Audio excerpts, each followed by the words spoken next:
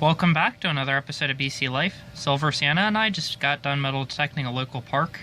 It's a hot day, so we didn't really want to go door knocking or anything, just to metal detect for maybe an hour or a half hour, depending on how long we were actually going to last in the heat. So we went ahead and decided just to hit a local park. We were hoping maybe to find maybe some old jewelry or rings or whatever else. So one of the things I wanted to do the whole time I was out there is I just dug pull tab signals. I know at this particular park I have dug up a gold ring in the past, and I found one silver ring.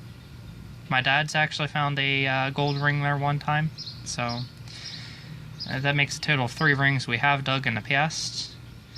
Well, this time around I just figured I'm just going to dig up pull tab signals. Well, for a majority of the time, me and my dad, we ended up digging a bunch of pull tabs and that. Right here's all the pull tabs we dug. Each one of those pull tabs could have very easily been a ring. None of them were. Ended up digging all the aluminum. We got a couple bottle caps. We got a rubber ball. I found that on the surface. My dad found this tag. It has a 6 on it. Now there's one signal that I thought it was going to be junk because of how big it seemed. But my dad said these quarters here, that's what was making the signal. They were about a foot apart from each other, and on my detector I was just getting like an overload signal. I thought it was going to be a big target and it was going to be deep. It turned out each one of these quarters was actually just laying right on the surface. And since they were only like a foot apart from each other, I just kind of misinterpreted it as being a bigger tone, or a bigger signal. I didn't really want to dig up anything big. My dad ended up digging these quarters here. I thought for sure he said he dug 4 quarters. I don't know, but there were only 3 when I checked the bag. I'll have to ask again, re-verify that he only did dig up 3. Either way, he beat me in total face value. So he dug up a dime. He got a 64 penny, and he got 3 modern zinc pennies. Zinc pennies are 1982 and newer. I ended up digging up 2 older shotgun shell head stamps.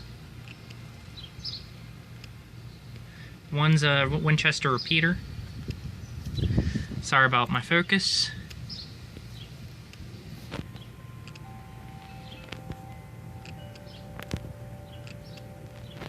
And the other one is a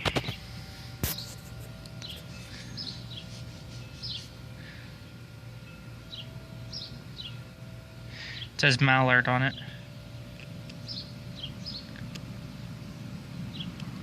Again, my camera's not really the best with focusing. I got a quarter. I got a dime. I dug up 4 wheat pennies. Sorry about that. The oldest wheat penny I got is 1939. The newest is a 1958. Anywhere you find wheat pennies, there's also a chance of finding silver.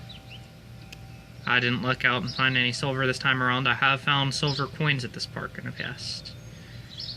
I'm not really wanting to give away the location of the park because I'm still doing good at the park. And we all know metal detecting is kind of a competitive thing. If someone finds out where it is and they metal detect, there's a good chance they'll hit it hard. And it's like me, my dad, and the people that I metal detect with, I like keeping it just to us. The people that run the park, the people that maintain the park and everything, they know us. I'm actually friends with some of the people that work at the park, so.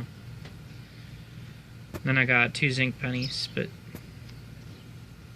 that's all I got there. I did go to a few banks earlier in the week.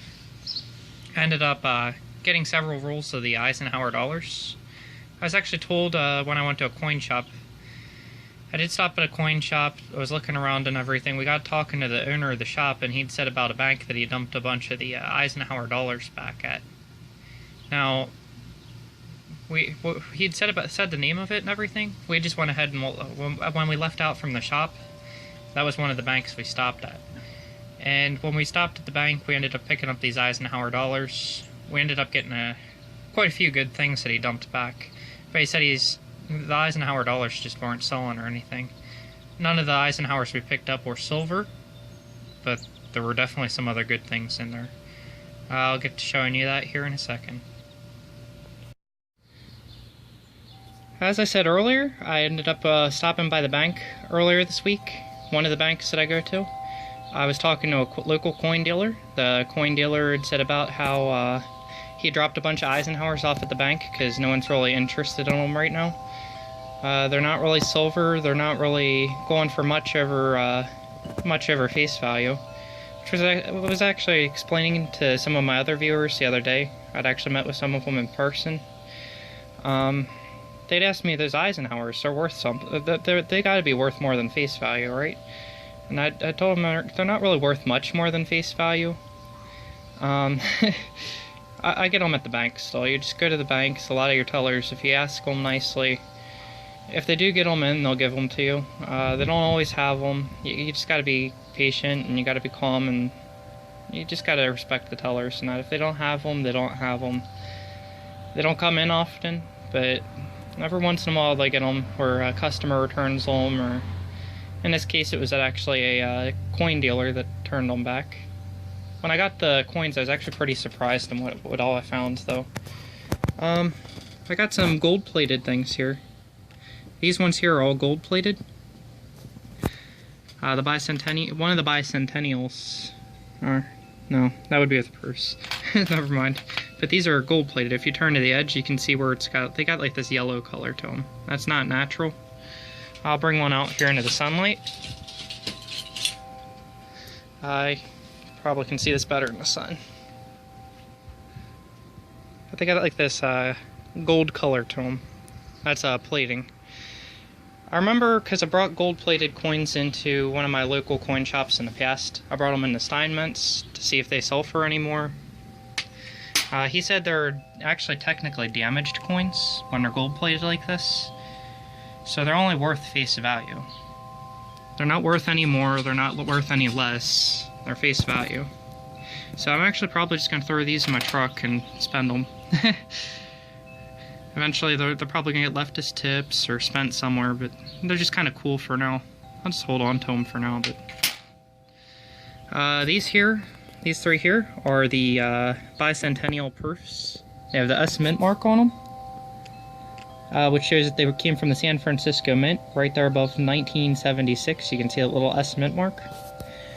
And they have a proof luster to them, which means if you turn them to the back, even, see if there's like a mirror look to them, kind of like what the gold-plated things had, but it's got like a mirror finish. So again, you might be able to see that better in the sun.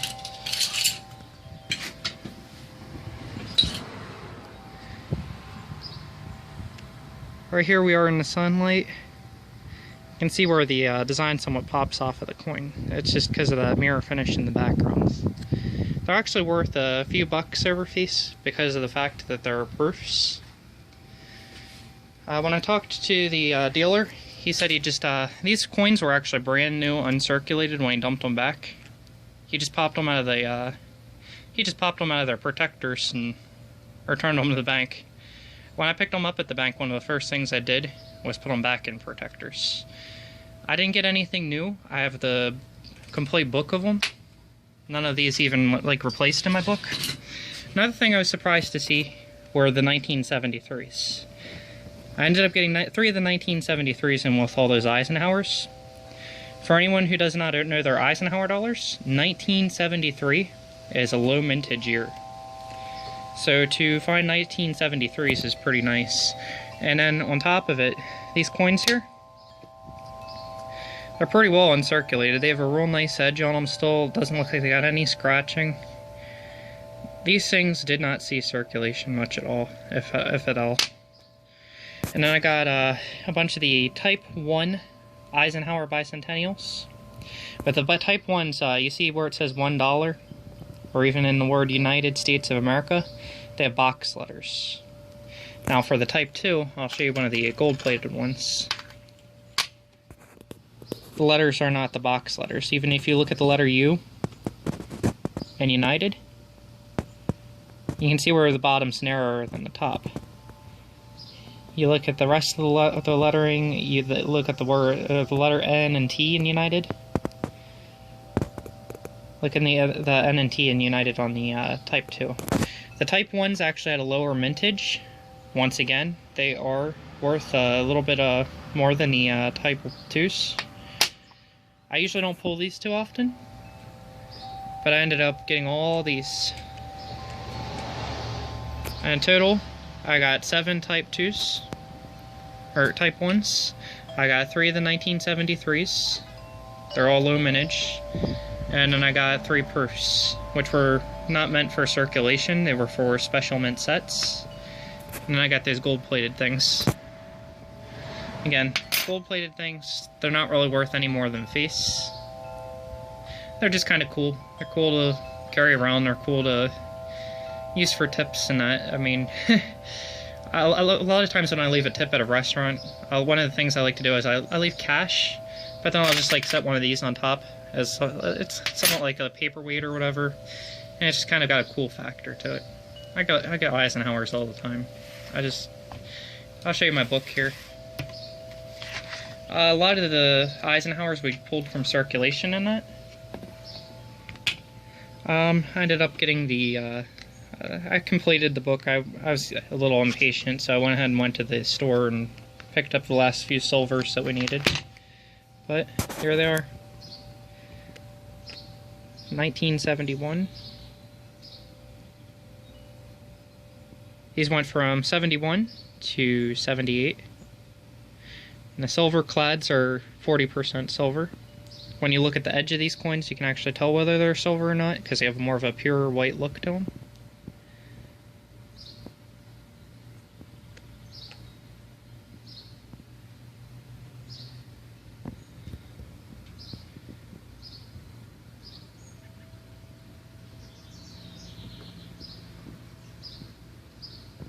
These are getting a little harder to find, but and unlike the wheat pennies, again, they don't really have much of a value above face.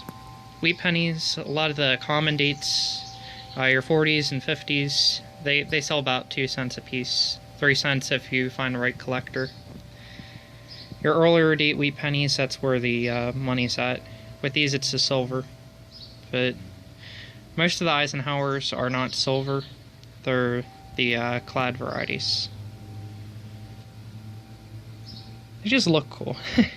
They're cool carrying around in your pockets. They feel nice. They sound cool. I love holding those big coins in my hands.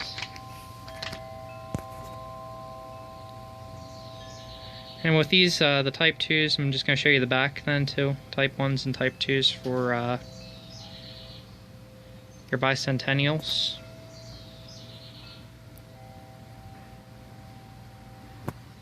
So you can see there's a ton of different bicentennial ones to collect.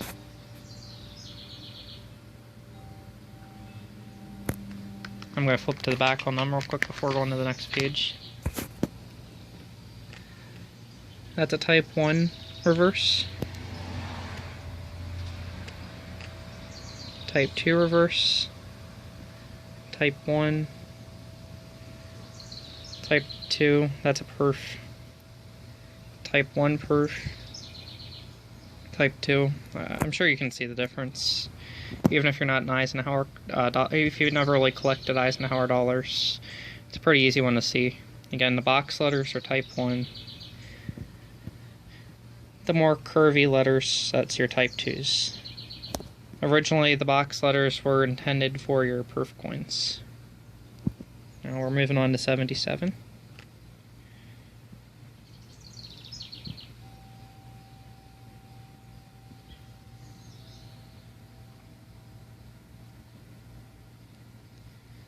And there were a bunch of Eisenhowers I picked up at the bank too that were pretty well uncirculated. I did check those in the book, not really any that were replaced. I pick up a lot of these that are uncirculated anyhow. These here are just some extras right here. That's a 76S silver. That's going to be, I'll see if it's Type 1 or Type 2 here in a second. That one there's a Type 1. And then those are 78S or 78S perfs. This one's got a little bit of rainbow toning and eagle. I don't know if you can see it on camera. It has a little bit of toning. I just thought this would be kind of a neat little thing to show. Because everyone always thinks these are so rare and they have to be worth something big. Not really worth anything major. I mean, the ones that I was missing in my book, I could pretty well go to the store, or Steinmetz, which is my preferred coin shop to go to. I did go there, I picked up a few, the 73 silver. The 73 silver clad was one of the ones I had to pick up there. Where's the 73S? 73S silver clad I had to pick up there, the 73S proof. I think the 73D. The 73S, yeah. Quite a few of the 73s I had to pick up there. And it's funny because some of the stuff, if I just held off, I'd have just pulled it from circulation anyhow. Just gone to the bank.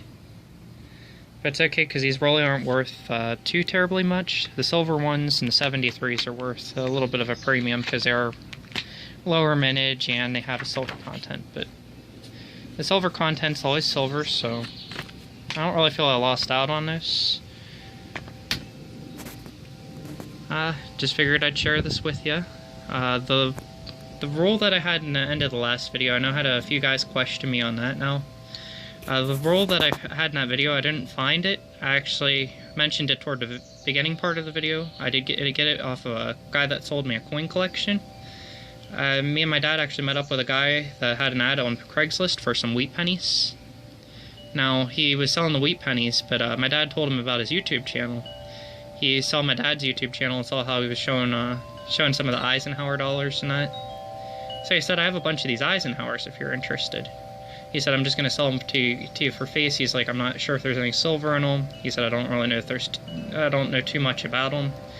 We picked them up, there was no silver in them. But that one roll I did do on camera because I saw it was taped. And I was hoping maybe there was something in it, but they were just uncirculated. They were nice, but I didn't find them. I bought them off of a guy that's selling a coin collection to us. So, and you can get these at the bank if you're wondering. You just got to be nice with the tellers and that. I know some guys, they can be pretty rude when trying to ask for them, and if they say no, they don't have any. They kind of get loud. You got to be patient with them. If they don't have them, they don't have them. They don't come in too often, but when they do, they are cool. There's no guarantee you're gonna get silver. Most times, there is no silver. Like I said, I was even happy to find three of the 1973s. 73 is a hard date to come by. Low mintage on that. I didn't find any Happy Eagles for the 71D. I didn't find any die varieties, or, well, major die varieties other than the Type 2s, or the Type 1s. And I didn't find any die cracks, die chips, double dies.